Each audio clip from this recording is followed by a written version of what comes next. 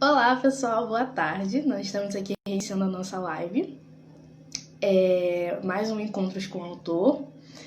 Nós geralmente fazemos esses encontros presencialmente, né, na UERJ, mas devido à pandemia nós temos feito por aqui pelo nosso Instagram. Hoje nós temos conosco um convidado muito especial, que é o professor Gustavo Bernardo, que já esteve conosco aqui uma vez e voltou, aceitou o nosso convite para conversar conosco novamente hoje. Daqui a pouco ele está aparecendo aí, conforme o pessoal vai entrando. Vou esperar alguns minutinhos.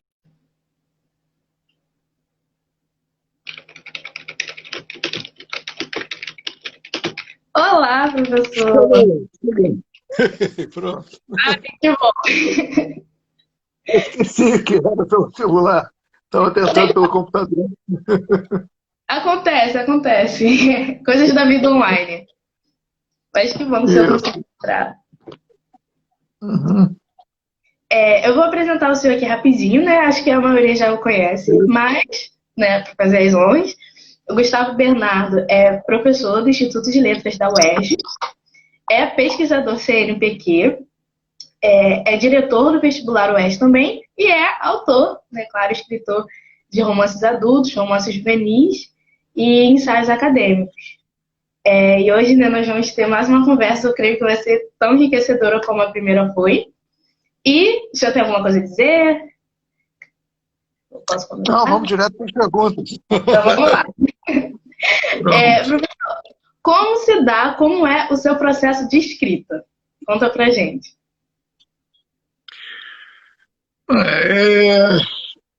São vários processos diferentes, mas o básico é tentar escrever todo dia.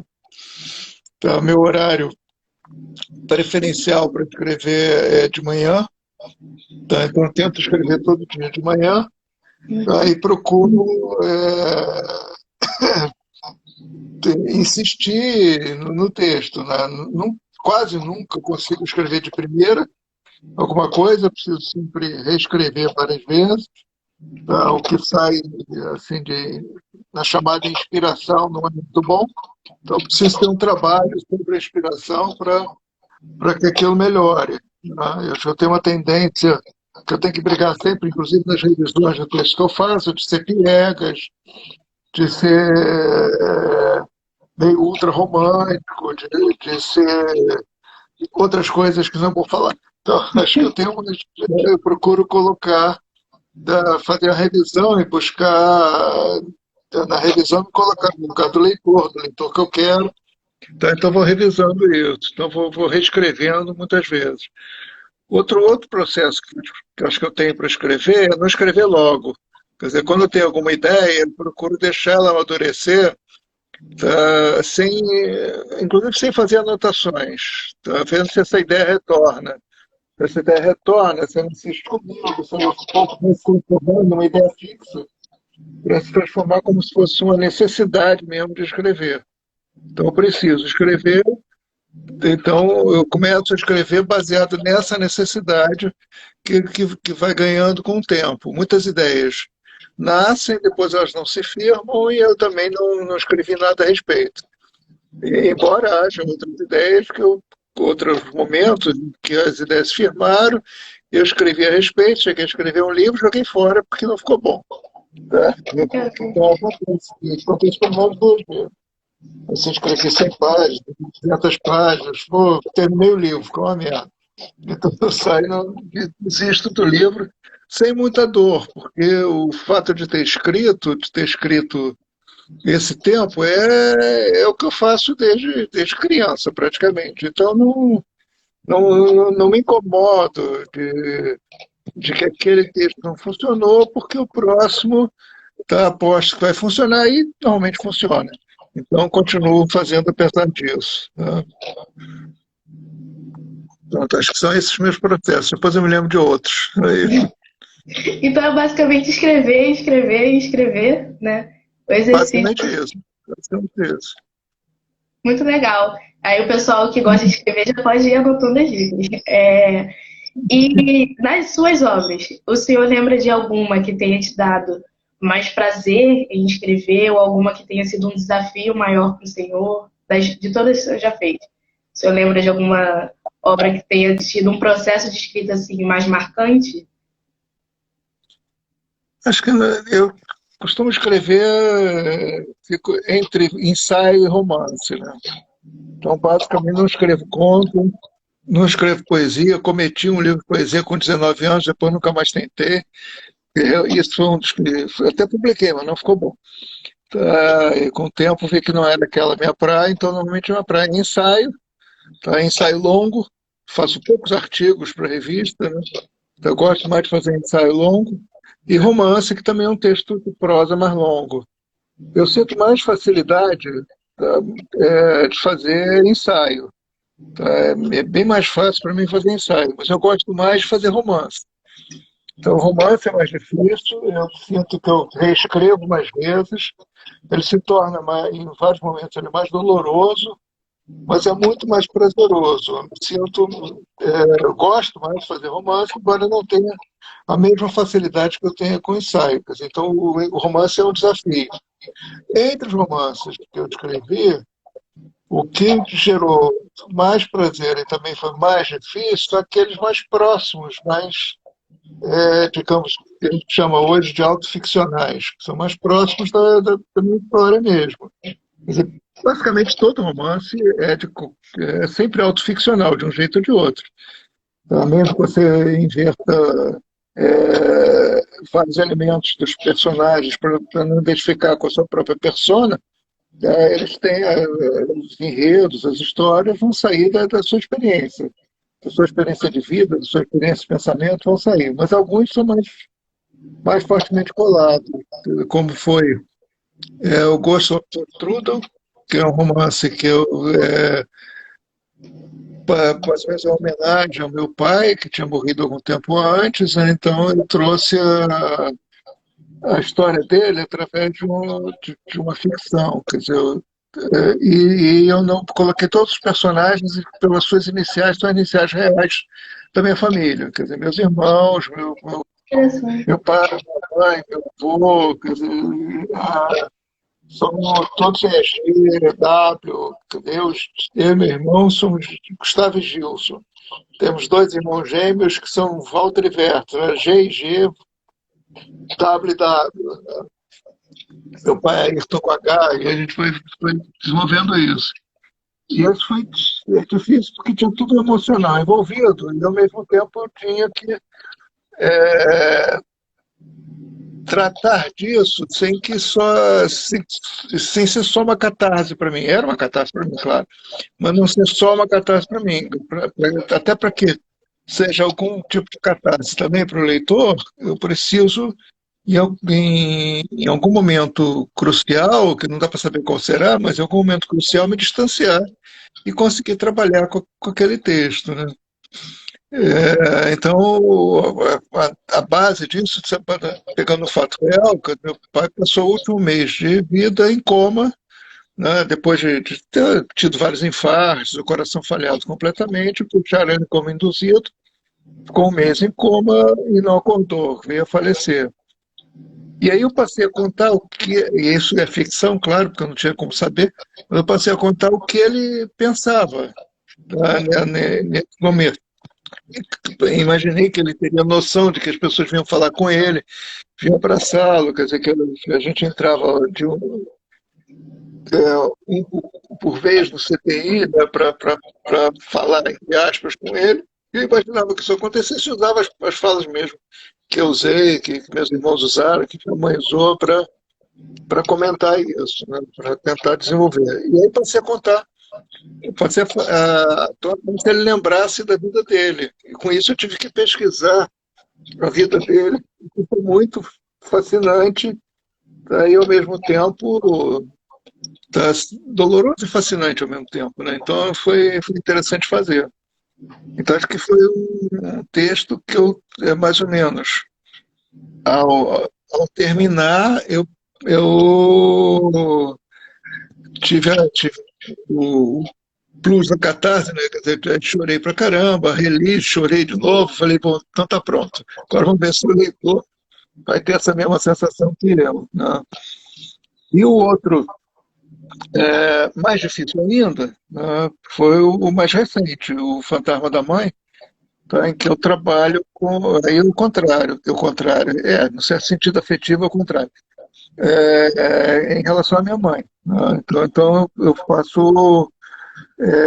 Trago realmente o fantasma da minha mãe. Mas é o personagem, que seria o meu alter ego, tá?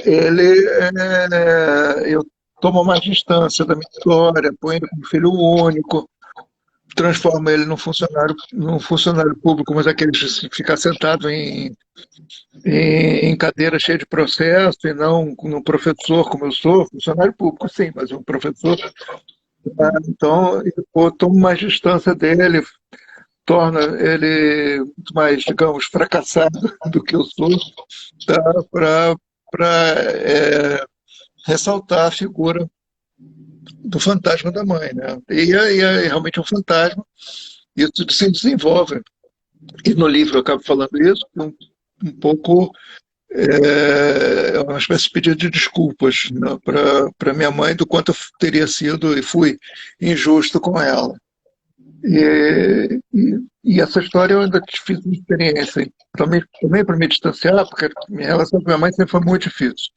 Então, era algo que me mexia mais. A relação com meu pai sempre foi ótima, mas com a minha mãe sempre foi muito difícil. Então, para me distanciar, e também para me distanciar e para me aproximar dela, eu usei uma narradora mulher.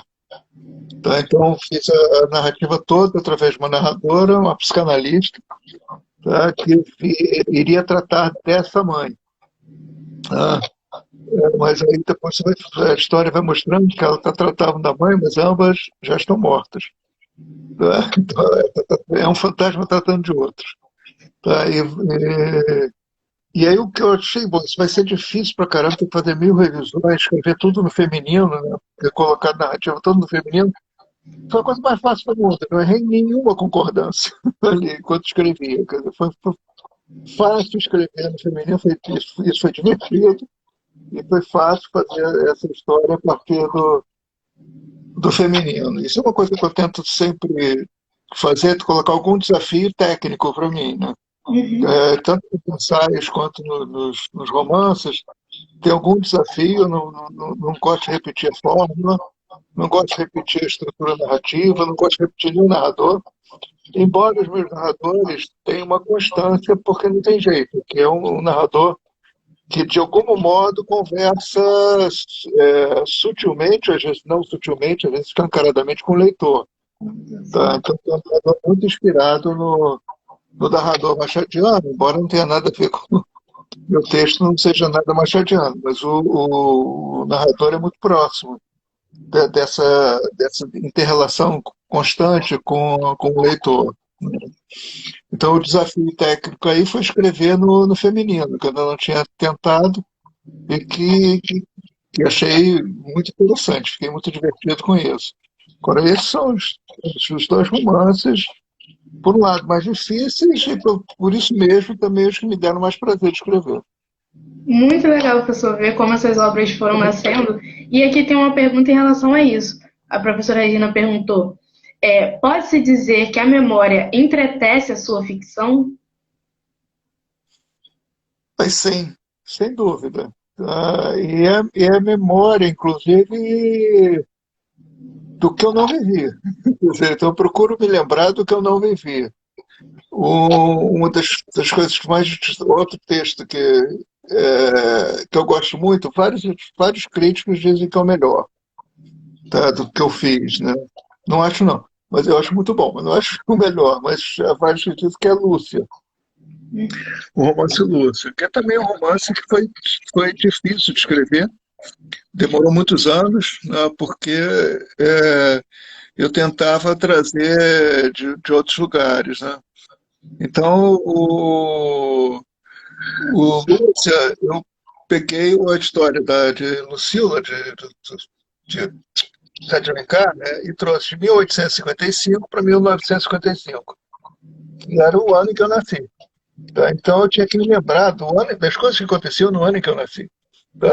Então, ou seja, não me lembrava, claro, mas aí a pesquisa também foi ótima. Desde linha de bonde Eu cheguei a andar de bonde, tá? Mas não em 55. Até 62 tinha bonde no Rio de Janeiro, né? Então eu cheguei a andar de bonde, da sensação de andar de bonde quando criança, então eu lembrava do célebre anúncio que tinha no bonde do rum creosotado, né? Desde ilustre passageiro. Aí vem uma história, uma propaganda sobre o rum creosotado, né? Então eu tinha os cartazinhos dentro do bonde. E eu cheguei, então, a verificar tudo isso, linha de bonde, como é que se dava aula naquele tempo, quer dizer, o UERJ foi fundado em 50, então ela já funcionava na Rua Doc Lobo, quer dizer, o que seria a Faculdade de Filosofia e Letras já funcionava na Doc Lobo, então eu transformei do personagem Paulo, do romance do Alencar, tá, vem para essa história como professor de linguística, vem para essa história com o Paulo também, não, vem professor com o Paulo também, mas professor. Ele tinha um mestre, quer dizer, um orientador, eu trouxe, que era o Zé de Alencar. Tá? Eu quero o Zé de Alencar em 55. Então, com todas as idiosincrasias do Alencar e tal. E essa é uma das coisas também interessantes sobre o Lúcio, né? Que eu escrevi com a clara, eu tinha essa ideia, o livro foi pensado há vários anos, eu escrevi com a clara ideia de escrever um livro contra o Zé de Alencar. Achava os livros do Alencar, especialmente o Silva, muito interessantes, mas mais interessante porque pelo que eles continham de falho. Quer dizer, o erro do romance é que era interessante para revelar toda a burguesia daquele tempo. Lucille, o personagem, a transformação de Lúcia em Maria da Glória, de Maria da Glória em Lúcia, né, é totalmente inverossímil, né? Ela é uma personagem fortíssima até o meio do livro, quando ela transforma Maria da Glória, ela vira uma personagem muito fraca, muito submissa, muito rendida, né? E Alencar praticamente revirginiza a Lúcia ali, né? Então são duas Lúcias no romance, no meu romance são duas Lúcias mesmo, são duas irmãs gêmeas. Tá? E que eu ainda torno algo que existe, que é possível. Uma é negra e outra é loura. Tá? Existe essa possibilidade. Então, mas, claro, não idênticas. Meus romances elas são idênticas, só com cor diferente. Então, o romance pode ter. Então eu desenvolvo essa história a partir do Lúcia com a memória que eu não tenho da infância, mas do Construiu. início da vida mesmo, eu fabrico essa memória. Como de resto, a gente fabrica a memória de quase tudo, né? O que mais? Diz aí. E da gente pergunta aqui, inclusive, queria avisar o pessoal que está nos acompanhando que talvez eu não consiga fazer todas, né, por causa do tempo. Mas uma aqui é sobre o livro que o senhor citou lá no início, né, que o senhor achou que ficou muito ruim e jogou fora. Perguntaram se como o senhor chegou à conclusão de que o romance ficou ruim. Existe alguém que dá esse feedback para o senhor? Foi uma opinião pessoal? Como foi? Que o senhor citou no início da live. Não, isso eu mesmo. Eu mesmo sou meu primeiro crítico e o meu pior crítico em geral. Então, acho que eu não eu chego a mostrar, eu só chego a mostrar o texto, eu chego a mostrar para alguns amigos, chego a mostrar para algumas pessoas, tá, os textos que eu escrevo pedindo dicas e tal, mas eu só mostro quando eu acho que está bom. Tá? Se eu achar que está ruim, não vou pagar esse mico. Tá? Eu já achei ruim, não vou fazer isso. Eu mostro quando eu acho que está bom. Normalmente o texto ele é ruim quando eu não consigo. Eu trabalho muito em cima da memória, das minhas histórias, quando eu não consigo me descolar, quer dizer, quando eu não consigo dar o ensinamento do Fernando Pessoa, né? O poeta é um fingidor, finge tão completamente, que chega a fingir que é dor, a dor que deveras sente. Então eu não consigo fingir a dor que deveras sente. A dor está muito direta ali. Tá? Eu não transformo ela numa dor fingida, porque a dor fingida é mais verdadeira que a dor real. A dor real só dói. A dor fingida pode ser arte. Então, quando eu não consigo fazer isso, às vezes eu escrevo dezenas de páginas e fica ruim. Um caso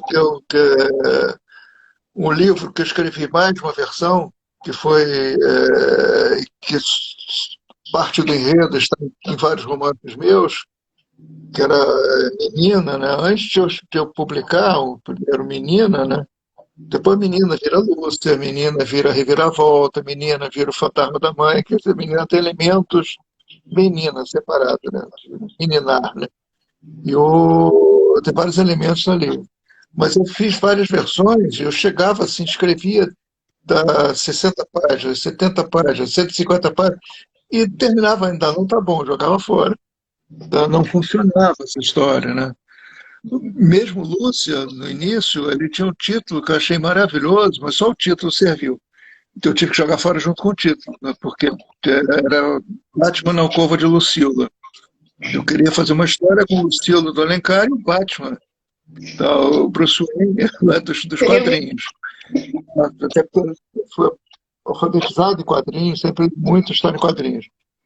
Então, eu escrevi, sei lá, mais de 100 páginas com o Batman e ficou uma porcaria. O Batman não funcionava de jeito nenhum, né? Junto com não sei que ele misturava o século XX com o século XIX, queria literatura pop com literatura, digamos, não cult, né? Porque exatamente o Alencar não é exatamente cult, mas é um clássico, né?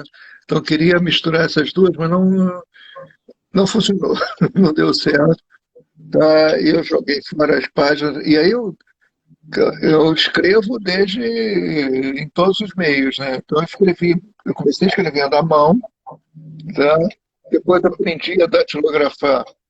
Meu primeiro diploma foi de datilógrafo. Eu fiz escola de datilografia, tá? Tanto que eu digito com os 10 dedos. Eu faço uma escola de datilografia, aí comecei a escrever à mão depois de datilografar.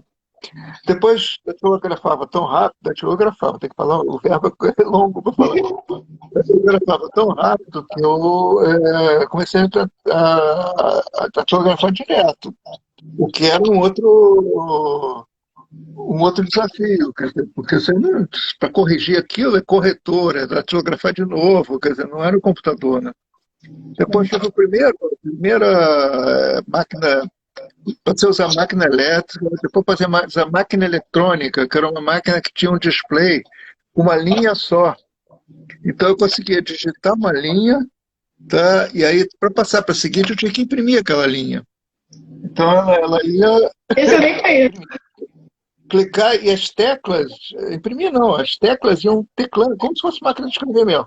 Só que era eletrônica, então vinha o display, a linha toda, bom, via aquela linha, tá ok, dava o enter, o mudar de linha, aí a linha era impressa no papel. Até o teu primeiro computador, que era que eu chamava de laptopão, né, que era gigante, né, e antes mesmo do Windows, eu usava só com DOS, com Word, WordPerfect, do DOS, então aprendi a usar trabalhando todos esses textos. Hoje, dificilmente eu vou escrever à mão. Então eu digito direto no computador. E agora é mais fácil jogar fora, porque não corre o risco de ninguém mexer no meu lixo e achar alguma coisa. Só deletar o arquivo. Sumiu. Eu não vou achar nenhum original para quem pesquisar, né? Então eu vou agora simplesmente deleto também sem dor, né? Não tá bom, não fica, né? O que é uma pena para os pesquisadores, isso para toda a produção hoje de literatura, né? Os pesquisadores que gostam de ver as várias versões de um livro, né, vão ficar agora só com a última, né? Porque você vai escrevendo por cima, vai digitando por cima. Né? Fizeram até uma pergunta aqui que o um pouco já respondeu, né, na sua última fala, que a Leiliane perguntou, né? Como se dá o processo de escrita no meio da narrativa? Já aconteceu de você não saber como continuar uma história? Já de não saber como continuar, de jogar. E aí normalmente eu volto. Tá? Se eu não sei como continuar, eu não consegui preparar para continuar. Porque a história também anda sozinha. Né? Então, quando você consegue encadear, se ela trava, Eu não costumo travar, né? Não costumo ter falta de inspiração, até porque não acredito muito pouco na inspiração, né? A história que vai produzindo a própria história. Palavra puxa palavra, eventos puxam eventos, então vai produzindo a própria história. Então eu vou puxando essa história e quando não funciona eu volto. Tem alguma coisa errada em algum momento, vou voltar, vou apagando, vou voltando, vejo onde é que está o problema. Às vezes falta um elemento no início para permitir continuar daquele ponto. Às vezes está tudo errado, tem que refazer tudo mesmo. Né? Então estou montando esse lugar. E essa ideia que eu falei agora eu lembrei, completando aquela ideia que eu escrevi o livro do Lúcia para escrever como que José de Alencar, né? Que eu chamo misógino, racista, monarquista no pior sentido, reacionário, escravocrata, defendia a escravidão. Então eu queria escrever contra o Alencar. E a minha frustração, não como escritor, mas como pessoa, foi que o Alencar do romance Lúcia que eu fiz ficou ótimo. Com um excelente personagem. Quer dizer, ele andou por si, ele não conseguia fazê-lo um personagem horrível, um personagem que você tivesse raiva do Alencar e do Alencar real, né? Não, ele ficou muito interessante. Tá? Então ele acaba sendo o Paulo descobre que ele é o pai das Lúcias, né? Ali tem uma história que se envolve com ele, né? E ele ficou mais forte. Até uma hora que eu comecei a continuar a escrever, mas escrever dizendo, desgraçado, você não deixou fazer o que eu queria fazer. Porque o personagem se constrói de um modo, né, que você tenta impor a minha intenção, tá? Vai ficar a coisa só racional e não intuitiva, não também vindo do inconsciente, quer dizer, e não vai funcionar. Então, eu me rendi rápido e deixa, tá, vem cá, você se safou dessa. Eu vou com ele. Tá? A professora Regina até colocou aqui, a personagem traiu o autor, né? Seguiu seu caminho. Sempre fazem isso. Sensacional. Professor, uma outra pergunta. Você também é pesquisador de filosofia, certo? Como o senhor leva esses conhecimentos para os seus livros juvenis? Perdão. Olha, eu acho que acabo, de um modo ou de outro, eu tento, embora eu faça essa separação, escrever ensaios e escrever romances, eu tento fazer dialogar muito eles. Quer dizer, de algum modo, eu trago alguma coisa do ensaio para os romances e trago alguma coisa do romance, da ficção para os ensaios. Né? Eu sempre soube, quando comecei a escrever e a publicar, e sendo um professor e um professor de literatura, sempre soube que uma das principais críticas que me fariam, e que teria alguma verdade, seria de didatismo. Essa é uma crítica forte ao termo de literatura, que seria um didatismo. Né? Então, por um lado, uma maneira de combater essa crítica é não combatê-la, quer dizer, encarar que é um professor fazendo romance. Tá? Então, assim como médicos, como Moacir Clear, com funcionários públicos, burocratas, como o caso do Drummond de Andrade, coloca a sua experiência profissional na sua literatura, eu não podia apagar da minha literatura a minha experiência de professor. Mas eu podia ter de algum modo, trazer essa experiência, colocá-la em crise, colocá-la sob crítica. Então, eu acho que eu buscava trazer a experiência do professor para colocá-la de algum modo em crítica. Então, tudo que eu pesquisava de filosofia para fazer os ensaios, quer dizer, todos os meus ensaios são de um diálogo constante, todos, né?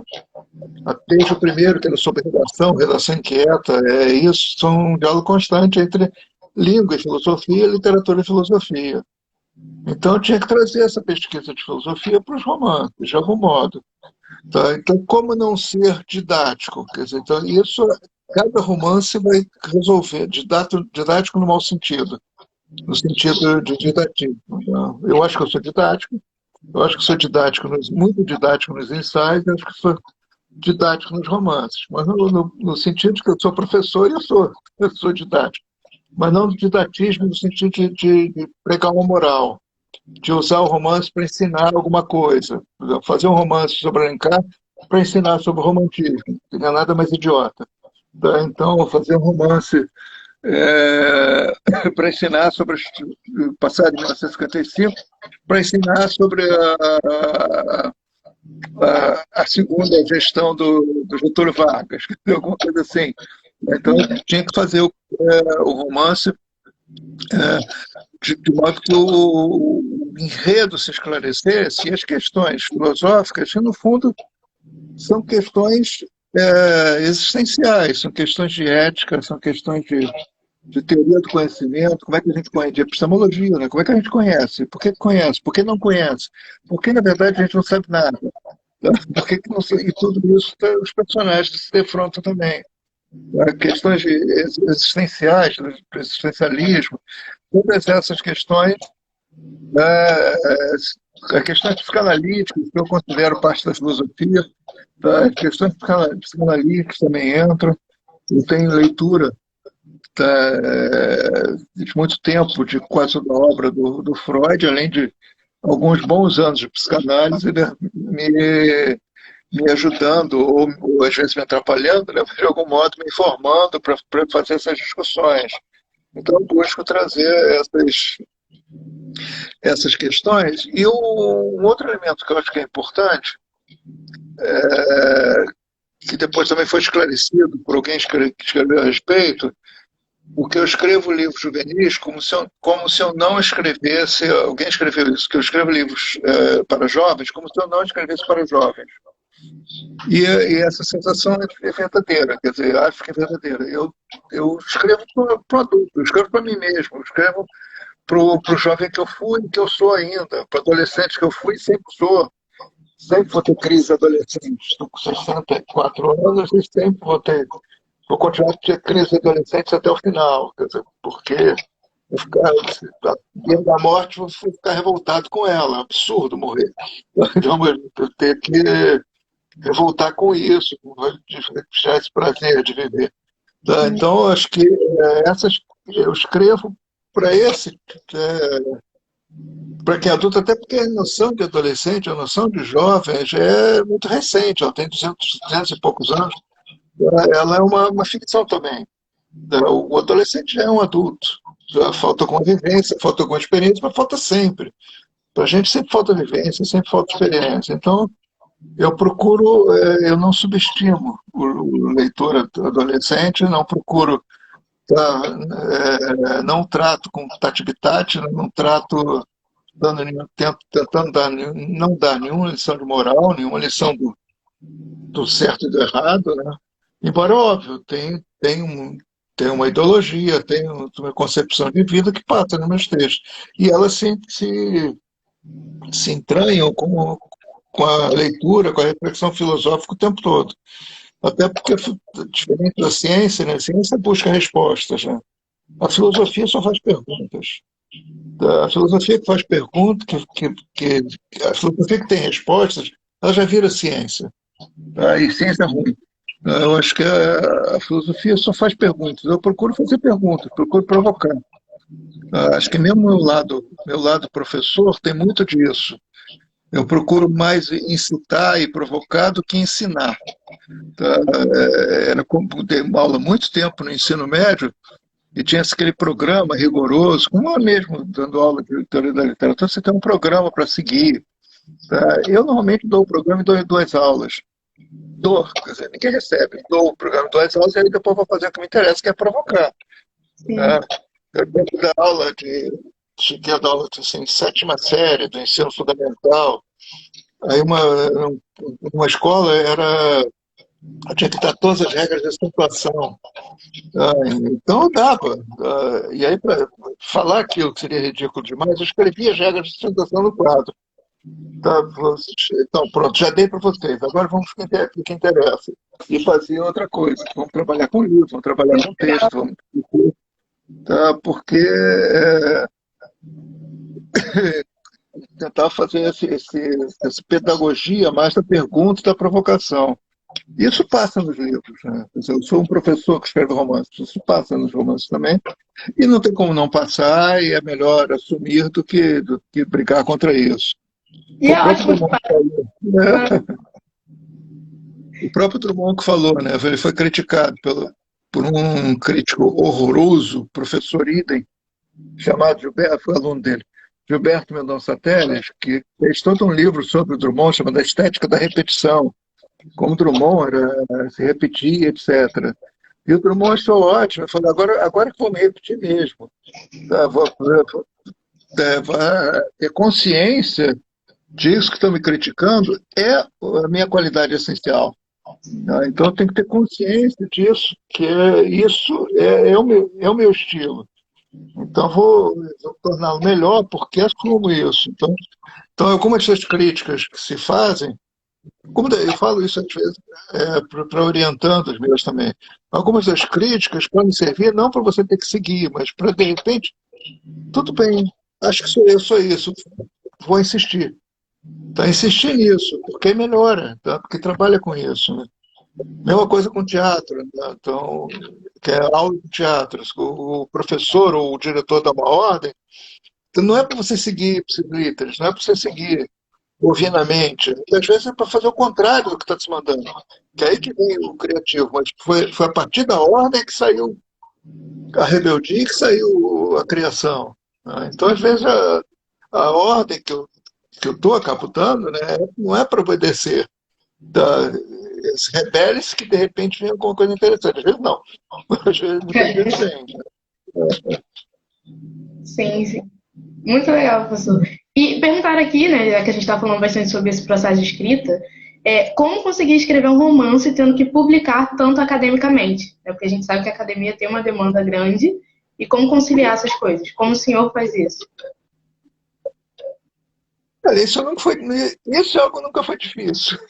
Como eu escrevo desde sempre, então escrever não é problema. Eu gosto de escrever ensaio, é fácil escrever, então eu vou juntando. Eu normalmente comecei fazendo um ensaio, um romance, quase sempre nessa ordem. Eu tenho acho que 12 romances e 14 ensaios hoje. Estou fazendo o 15º. Então eu, eu vou fazendo um texto e outro, né? Inclusive para atender a pressão da academia. Né? Agora, uma das coisas que eu sempre insisti, e sempre contestaram, mas no fundo sempre aceitaram, meus romances são textos, estão no Lattes. Meus romances fazem parte, cada bolsa que eu concorro, eu apresento romances com publicações. E as pessoas às vezes se incomodam, se irritam, pareceristas dizendo que o professor só escreve romance para o diletantismo. Isso não é uma produção. Isso não é produção de conhecimento. Essa frase é estúpida. Perdão. Quer dizer, digamos, todo mundo que faz teatro, faz faculdade de teatro, está no palco. Apresenta peças, atua, faz direção, todo mundo que é professor de teatro é do teatro. Todo mundo que faz música toca um instrumento, canta alguma coisa. Tá? Quem faz artes plásticas, pinta, faz vernissagem, quer dizer, apresenta seus trabalhos. Só o professor de literatura que não pode se arriscar a fazer literatura. Quer dizer, é como se a literatura não fosse, o ensino de literatura não fosse o ensino de uma arte, fosse o ensino, portanto, sobre a história da literatura. Tá? E, quando estava aula no ensino médio, era muito a história da literatura baseada naquela bobagem dos estilos de época. Sim. Um século é razão e outro é emoção, depois inverte. Né? Na verdade, o ensino de literatura é um ensino de provocar a arte também nas pessoas, é um ensino de arte. Né? Então, a maneira de fazer isso por isso o ensino de literatura é muito diferente do ensino das outras artes, o que é um erro do ensino de literatura, no meu entender. Né? Então, brigo com isso também desde sempre. Tá? E insisto, mesmo sabendo que há quem não considere válido, acabam aceitando. Então, tanto os meus ensaios quanto os meus romances valem como produção. Eles são.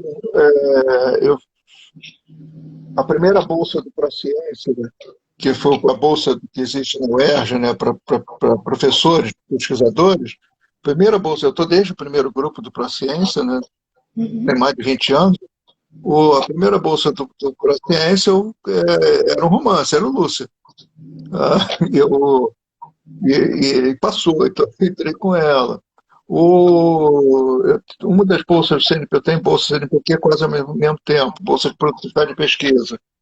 Tá? Eu fiz o NANUC, tá, com bolsa de produtividade de pesquisa do CNPq para fazer um romance juvenil. Tá? Eu fiz o NANUC com isso. Tá? Eu acho, não sei de outro pesquisador que tenha usado a bolsa do CNPq para fazer um romance. É óbvio que ao fazer a proposta, eu sei que eu arrisco. Eu posso não ser aceito, tá? Como ao fazer o mestrado. Quando eu fiz o projeto de doutorado na UERJ, eu fiz o projeto de romance e foi muito atacado. Tá? Acabei não apresentando romance. Né? Mas, em geral, acaba funcionando. Porque não só pela argumentação, como eu apresento, mas, óbvio, por causa do meu histórico, por causa do currículo, né? Inclusive quantitativo. Né? Eu tenho uma produção... a qualidade fica com os outros verdes, mas a quantidade é incontestável. Quer dizer, uma quantidade grande de ensaios, de textos publicados. Não o que muita gente da academia faz, isso não é de desonra nenhuma, né? É necessário, senão você não sobrevive, pagando a publicação dos seus textos. Né? Então, isso eu já fiz, uma ou duas vezes. Depois eu procuro da grandes editoras de nome, e meus textos são aprovados nessas editoras. Então, isso também acaba impressionando. Né? Não são, as editoras acadêmicas são muito criadas também para dar vazão à produtividade dos acadêmicos, e elas são feitas com o dinheiro dos acadêmicos. Muitas vezes, como é que eu publico? Olha, Drummond publicava seus primeiros livros, Manuel Bandeira também, e a academia também faz isso. Você tem que, muitas vezes, botar dinheiro seu para publicar o livro. Né? Agora, tem um momento que você começa a ter um nome e as editoras te reconhecem como um autor. Né? Eu não posso dizer que eu não sou... Nenhum livro meu foi exatamente um best-seller, tá? Mas todos me consideram long-seller. Os livros vendem sempre. Tá? Então, quase todos vendem desde que foram lançados e continuam vendendo. Tem livros, tá, como o Pedro Pedra, já teve 4 editoras. Né? Então ele esgota de uma editora, vai para outra, então ele vai para outros textos. Né? Então tem 4 capas diferentes. Né? Então tem essas histórias que fazem com que eu tente dialogar todas as minhas instâncias, né? Todos os meus lados esquizofrênicos, né? Do professor, do escritor de literatura adultil, do escritor de literatura juvenil, e por aí vai. Muito legal. Isso é até uma dica, né? Porque a gente tem uns escritores que nos acompanham aqui no Instagram, então o pessoal já consegue ver aprender um pouco da experiência do senhor. Uma outra pergunta, até falando sobre o NANUC também, é que o senhor tem, pelo menos até onde eu sei, 2 obras, né, que é A Alma do Urso e NANUC, que tratam sobre o tema do urso. Né, e aí eu queria saber um pouco sobre essa temática, por que isso interessa ao senhor? Por que isso te interessa? Por que há essa vontade de escrever sobre isso? Primeiro, porque eu me chamo Bernardo, né? E Bernardo quer dizer urso. Então, Bernardo é o urso amável, o urso forte. Né? E esse interesse pelo nome também é um nome que eu gosto muito, Gustavo Bernardo, que eu gosto muito, era o nome do meu avô.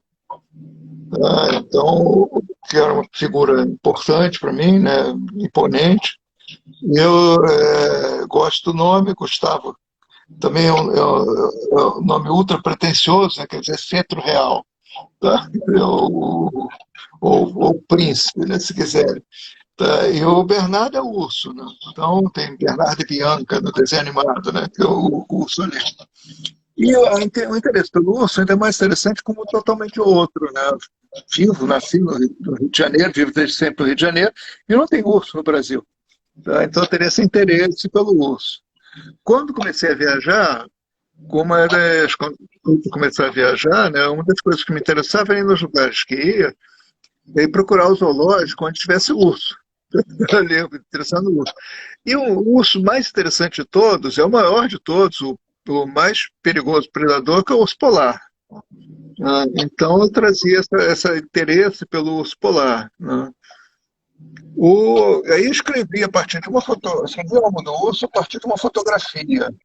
Então, um urso polar num iceberg pequeno, ele é como se estivesse perdido. Não dá para ver o contexto, a foto inteira, mas era uma foto que eu estava bonita. Em cima dela eu imaginei toda uma história,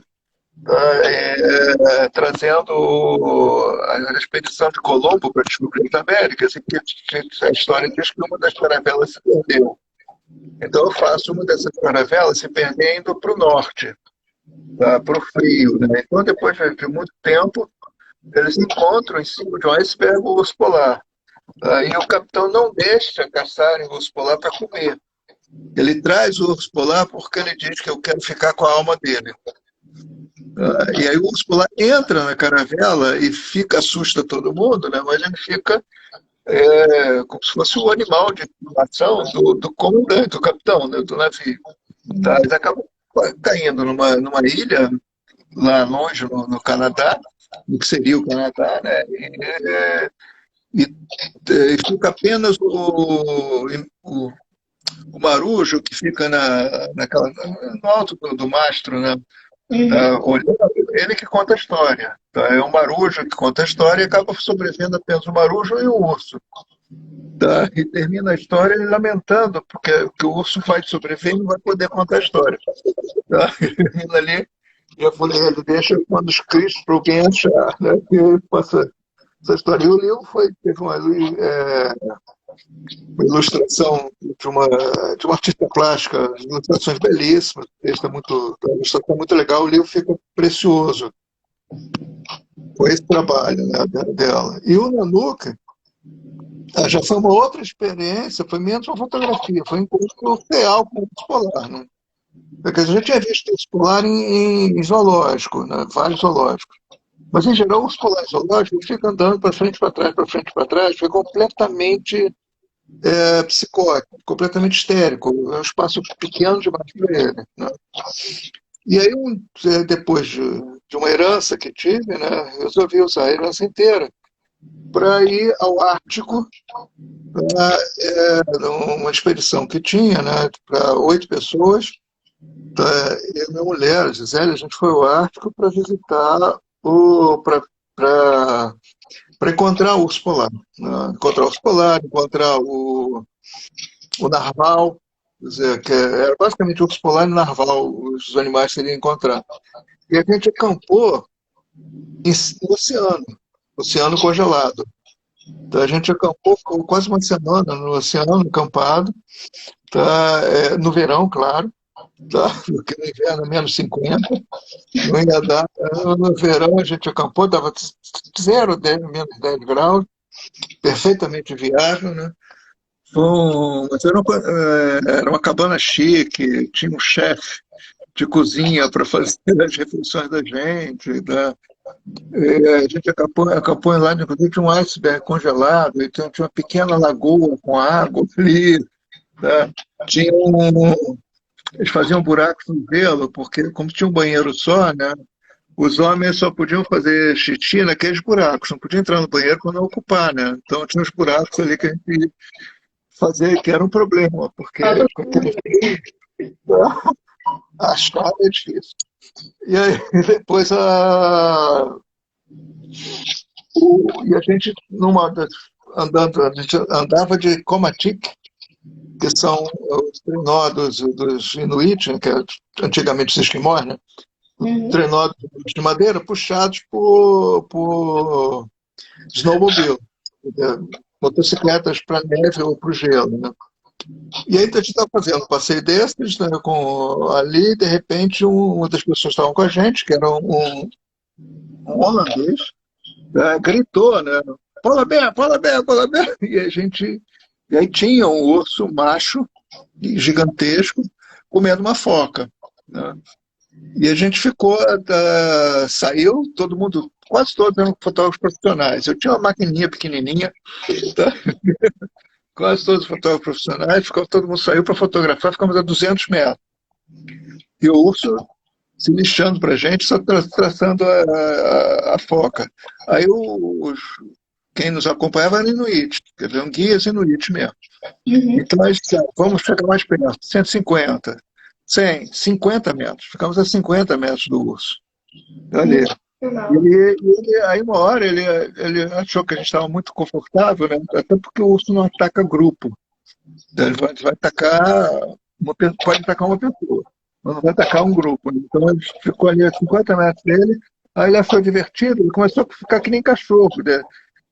Ficou de costas, balançando as patas, já tinha comido bastante da foca e tal. Ou virava, olhava para a gente, parecia que posava para as fotografias, né? E aí todo mundo fotografando e eu chorando, chorando. Eu via, para mim, eu estava vendo Deus. Ali, aquilo era uma cena de ver Deus mesmo, né? Não tem outra expressão. E eu vou ter que escrever um romance sobre isso, mas era tão forte que eu demorei a fazer. Eu fiz alguns anos depois o Nanook, trazendo essa ideia, né? Tá, e o Nanook era. E aí eu tentei trazer o Nanook realmente, o personagem. O Nanook com dois Os, né? Nanook com O só é urso. Com dois Os é urso polar. Então, eu trouxe a história para Ouro Preto, inverti o aquecimento global e congelei o mundo inteiro, né?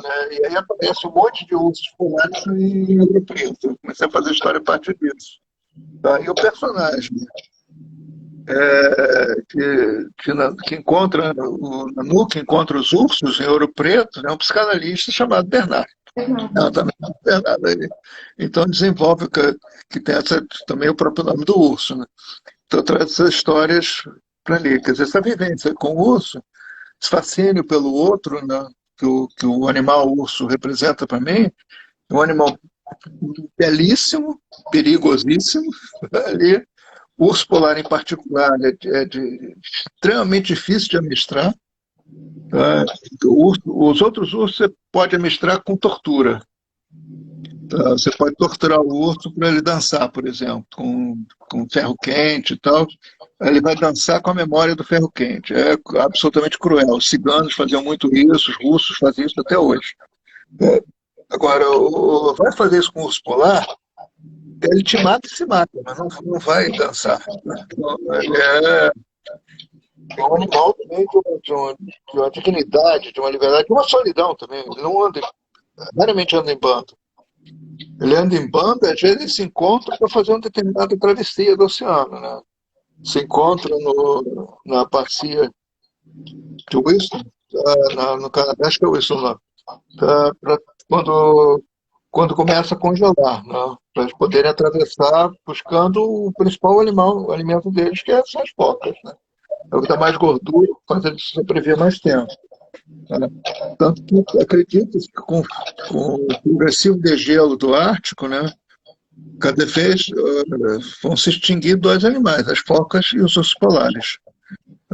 Acredito que até 2100, talvez antes, seja uma espécie extinta, deve haver só em zoológico mesmo. Então, esse foi o fascínio do urso que me fez fazer esses dois romances ali. E o resultado ficou sensacional, né? As obras são incríveis. Professor, a gente tem 5 minutos. Tem uma pergunta aqui, deixa eu ver se vai dar tempo de responder. A professora colocou aqui. Gustavo, as suas histórias apresentam uma ligação com o fantástico, apresentando situações insólitas. Você pode falar um pouco sobre isso em 5 minutos? Eu posso tentar, vamos ver. Eu acho que uma das coisas que me incomodam bastante, aí como professor, isso afeta o escritor, os livros didáticos de literatura, né, apresentam, inclusive os textos dos principais críticos, tendem a apresentar o realismo como ponto alto da literatura. Né? inclusive, eles fazem essa associação do nosso maior escritor, dizendo não só que é o Machado de Assis, dizendo não só que era realista, mas como era o fundador do realismo no Brasil. Então, eles cometem assim, o absurdo dos absurdos é que um romance chamado Memórias Póstumas de Brás Cubas, Memórias Escritas Depois da Morte, seja um livro realista, né, que seria o livro que fundaria o realismo no Brasil. E o realismo sempre pareceu o ponto mais fraco da literatura. É a denegação da literatura.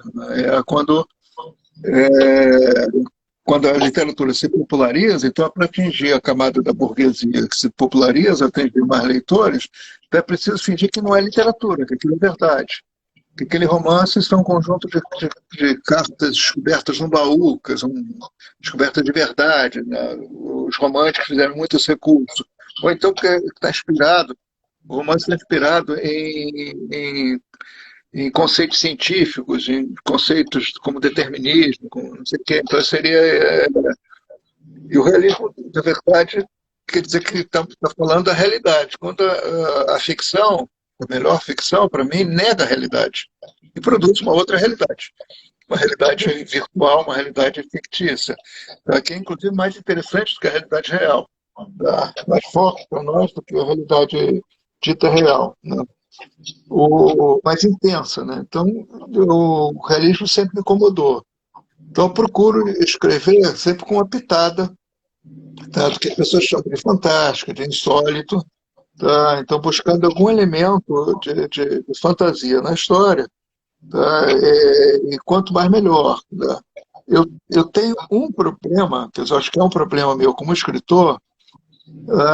Eu acho que eu imagino grandes situações, mas a minha imaginação para pequenas situações, fantásticas inclusive, não é grande. Tá? Então, acho que o melhor do meu texto não é o enredo, é a frase. Tá? É como eu construo a frase. Tá? Então, de algum modo, quer dizer, eu procuro algum elemento fantástico e trato como se fosse totalmente real. Como ursos polares ursos polares em Ouro Preto, como duas gêmeas idênticas, que uma é negra e outra loura. Então, eu procuro esses elementos fantásticos e tratar como se fosse real. Então, quem faz isso? E é óbvio, de maneira incomparavelmente melhor do que eu, quer dizer, seria minha outra inspiração, quer dizer, além de Machado de Assis, que é Franz Kafka. Né? Então, de Kafka também, né? Só que Kafka é absurdamente genial. Né? Eu acho que eu não chego perto disso, tá? Mas claro que leio sempre buscando essa inspiração, né? Esse momento de alguma coisa kafkiana, que é algo que é contado como se fosse real, mas é absurdo, é kafkiano. Tá? Então, tem esses elementos que eu busco para o meu texto. E essa, inclusive, era uma das perguntas que eu acabei não fazendo pelo tempo, que era sobre as suas influências literárias, né? O senhor acabou respondendo ao longo do papo. Estamos chegando ao final, falta 1 minuto, então eu quero agradecer imensamente por você aceitar o nosso convite novamente. Novamente foi muito bom, assim, extremamente enriquecedor ouvir as suas histórias, e eu creio que todo mundo concorda, as pessoas estão colocando aqui que adoraram, que gostaram muito. Já deixo o convite aqui, né, para quando nós voltarmos a fazer os encontros presencialmente, o senhor esteja conosco lá, né, vai ser uma honra, um prazer imenso. E muito obrigada a todo mundo que nos assistiu aqui. Amanhã nós também teremos uma live aqui com Júlia Emílio Braz, né, mediado pela Flávia Cortez. E eu creio que também vai ser maravilhoso. E, novamente, professor, muito obrigada. Acho que todo agradecimento ainda é pouco. Valeu. Então, até a próxima. Gente, muito obrigada por nos acompanhar. Tchau. Valeu. Tchau.